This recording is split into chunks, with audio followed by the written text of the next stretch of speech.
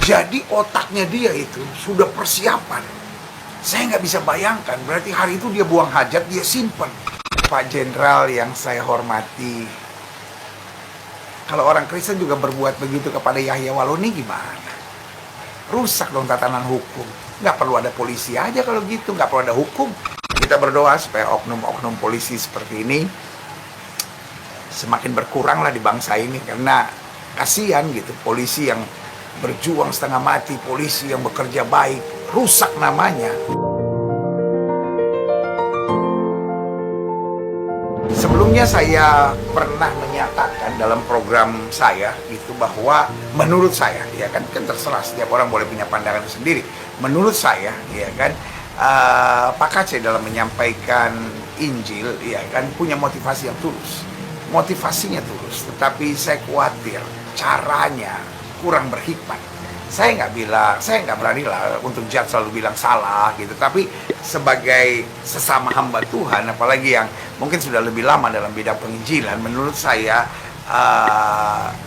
cara Kristus lebih elegan, saudara. Karena Kristus tidak pernah mengajarkan kita untuk menghina, untuk menjatuhkan, untuk dengan alasan benar. Oke, saudara boleh punya 1001 alasan. Izinkan saya bertanya sama saudara, bagaimana dengan wanita yang tertangkap basah berbuat zina? Yesus bilang nggak, kamu dasar pelacur ya? Bener nggak kalau Yesus bilang kamu dasar pelacur? Memang dia pelacur, saudara. Ya kan? Tetapi Yesus datang untuk memberi kekuatan, untuk memberi semangat, bukan untuk dengan alasan benar lalu bisa berbuat seenaknya, saudara, ya kan?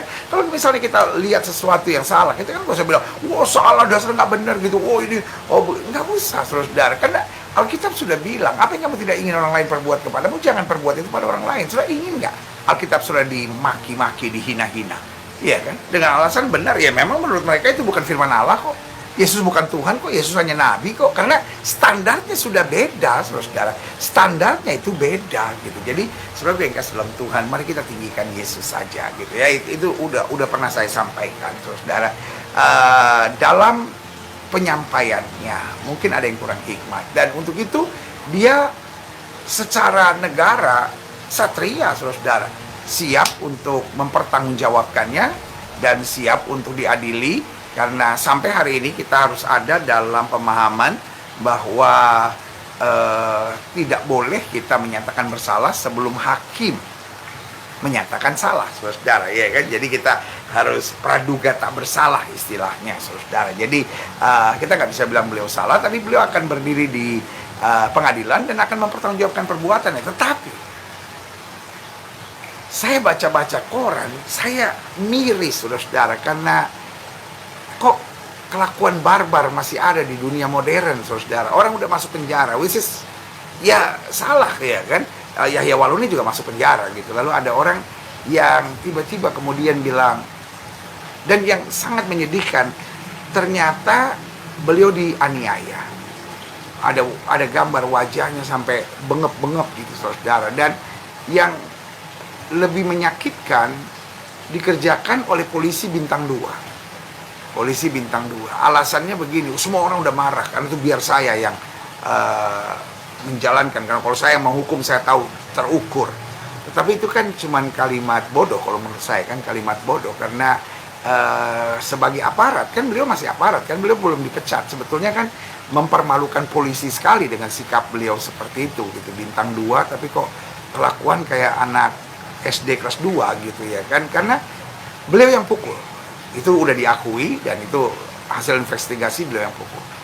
Tetapi cara pukulnya menurut saya juga pengecut sekali, karena Pak KC-nya dipegangin. Itu yang saya baca.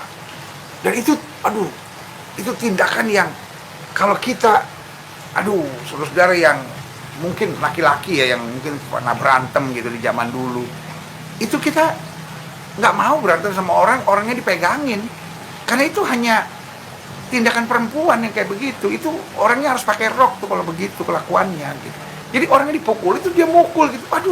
Itu kan norak sekali gitu. Dan bukan hanya itu gitu. Jadi makanya beberapa YouTube channel akhirnya menyebut beliau Jenderal Tokai, karena tiba-tiba dia bilang, tolong ambilin di kamar saya kantong plastik putih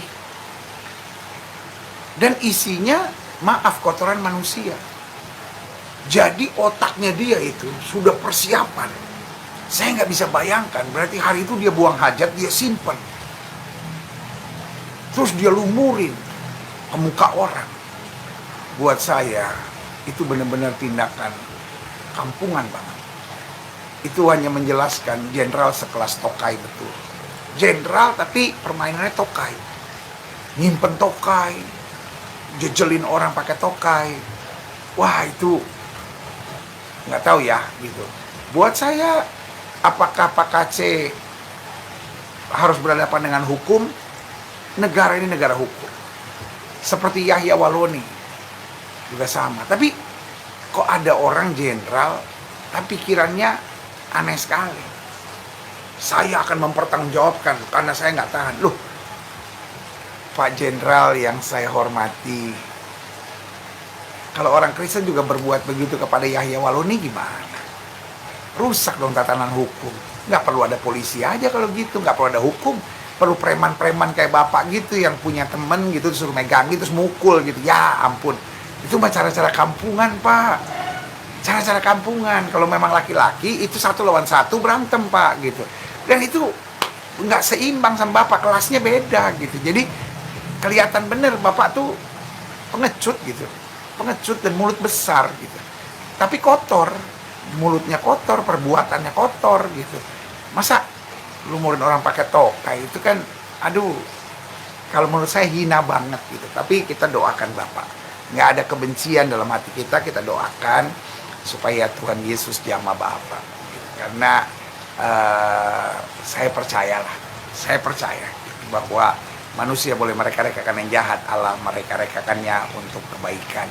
Dan bapak itu kan ditangkap soal koruptor kan gitu. Jadi bapak bisa bayangin nggak kalau ada orang yang berkata begini gitu, saya juga cinta dong bangsa ini, saya nggak terima bangsa ini dikorupsi sama orang yang polisi bintang 2, karena itu saya mau hajar orang itu. Kacau nggak gitu. Jadi otak bapak sebagai jenderal bintang 2 itu nggak sinkron. Jadi sangat mempermalukan polisi gitu. Polisi itu malu gitu, apalagi anak bapak juga polisi gitu ya kan. Kok bapaknya yang bintang 2 yang harusnya memberi contoh dan teladan, ini kok tidak memberi contoh dan teladan gitu ya. Jadi kami masyarakat, dan ini bukan hanya karena Pak KC itu Kristen gitu ya kan, tetapi kalau ada jenderal polisi lumurin muka orang pakai tokai gitu, lalu dia sendiri koruptor, mending kalau dia bersih lagi gitu kan. Bapak kan udah terbukti bersalah kan secara hukum kan, jadi bapak nggak bisa lari lagi gitu. Bapak polisi kok, bapak ngerti kok gitu ya kan. Dan sebetulnya kok saya juga cobalah lindungi kan, biasa kan begitu, tapi ya memang udah nggak bisa gitu ya kan, karena memang kondisinya salah gitu. Jadi karena itu saya berterima kasih kepada polisi yang benar gitu ya kan. Dalam hal ini misalnya Kapolri, Kabar Eskrim, Kadif Propam, Dirtipidum, yang akhirnya mengambil langkah tegas. Karena kalau di tahanan Kabar Eskrim saja bisa terjadi manusia-manusia seperti itu gitu, karena mungkin kan penjaga-penjaga masih takut kan karena dia jenderal kan, jadi bisa berbuat seenaknya. Nah, mudah-mudahan ini menyadarkan bahwa jenderal ini menurut saya sudah terpapar radikal gitu, karena dari suratnya itu gaya orang radikal banget gitu ya kan. Itu gaya kelompok-kelompok pengacau radikal lah gitu, khilafah lah gitu, yang gayanya pokoknya hukum tuh nggak penting gitu, hukum tuh nggak beres gitu, polisi nggak bisa buat apa-apa. Padahal dia polisi dan anaknya polisi. Sangat menyedihkan. Jadi kita berdoa supaya yang terhormat bintang 2 Jenderal Napoleon Bonaparte, bapak orang salah loh Pak, bapak orang ketahuan, sudah dihukum Pak, masih juga buat tindakan-tindakan seperti ini. Jadi ya kita doakanlah di masa usia lanjut ini, biar sementara ada di tahanan bapak sadar gitu bahwa biasanya kan orang kan Kalau di tahanan kan, oh semua salah, si ini salah, si ini salah, polisi salah, oh Joko Chandra salah, Kapolri salah, Direpidum salah, Kadif Propam salah, Kabar Eskrim salah. Ya Bapak yang salah gitu. Dan tindakan ini juga kelihatan sekali. Bapak sama Pak KC yang lebih tua dari Bapak, lebih kurus, yang kalau bertanding nggak sekelas, itu aja Bapak suruh orang pegangin, Bapak pukulin. Sorry ya, kita yang dari dulu misalnya pernah berantem apa-apa, kita nggak mau mukul orang ketika dia dipegangin. Itu norak, itu cengeng, itu pengecut namanya. Iya kan? Kita mau mukul, kita nggak mau dipukul. Tapi waktu Bapak main dengan tokai, nilai Bapak langsung rendah. Hanya jenderal koruptor aja udah cukup keras. Sekarang jenderal koruptor dan jenderal tokai Bapak itu. Gitu. Jadi kita doakan ya Pak ya, supaya yang terhormat Bapak Jenderal Bintang 2 Napoleon Bonaparte segera sadar bahwa tindakan-tindakan mukulin orang di penjara itu, nggak tahu ya, ini tindakan dari orang yang sebetulnya otaknya sudah dipapar oleh kuasa kegelapan, setan-setan dan iblis-iblis. Tapi kita berdoa supaya Bapak sadar tindakan seperti itu. Karena kan kalau nggak ada kesadaran ya merasa paling benar sendiri, semua orang benar, semua tindakan. Tapi Bapak pikirin aja gitu, tindakan seperti itu. Kalau ada orang yang cinta Republik Indonesia dan merasa, wah ini orang kok ini apa tuh koruptor, saya mau pukulin dia, Bapak rela nggak? Karena tindakan Bapak salah gitu. Ya kan. Lalu kalau yang Kristen, oh ya awal nih, oh saya tersinggung, saya mau pukulin dia, rusak bangsa ini. Polisi bubarin aja, hukum bubarin aja, pengadilan bubarin aja, preman-preman seperti Bapak aja yang suruh jalan-jalan di pinggir jalan.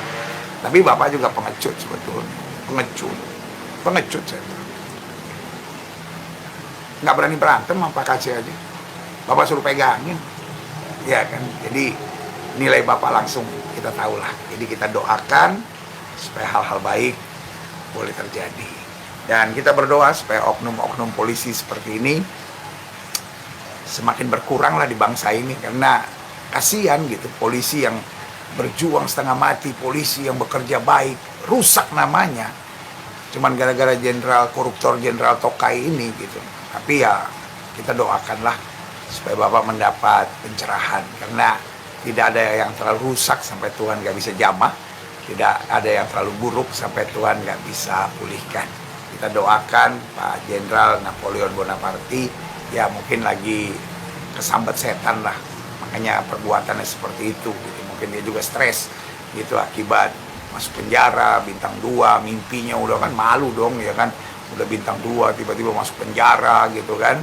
Jadi mau buat hal gitu supaya dihormati orang, kan sekarang dipuji-puji, wah jenderal membersihkan dosanya lewat perbuatan itu, apa gitu ya kan. Tapi nggak apa-apa, kita doakanlah gitu ya. Jadi umat Kristen kita doakan secara khusus Pak KC, kita doakan penjara-penjara supaya tidak lagi ada tindakan-tindakan barbar. Kita doakan supaya orang-orang yang dalam hatinya dikuasai oleh kebencian dan roh-roh keji seperti ini mengalami jamahan Tuhan.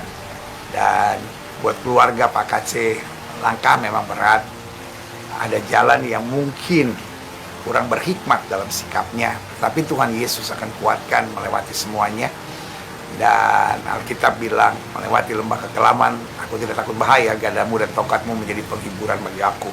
Dalam hidup ini meskipun kita salah, kalau kita minta ampun sama Tuhan, kita minta kekuatan, pasti Tuhan beri kekuatan. Tapi sekali lagi, saya bukan dalam posisi Pak KC salah atau benar, lalu Pak Yahya Waloni salah atau benar, bukan itulah urusan saya gitu. Masing-masing kita tahu bahwa langkah-langkah apa yang harus kita buat. Intinya iman Kristen itu sederhana. Apa yang kamu tidak ingin orang lain perbuat kepadamu, jangan perbuat kepada orang lain.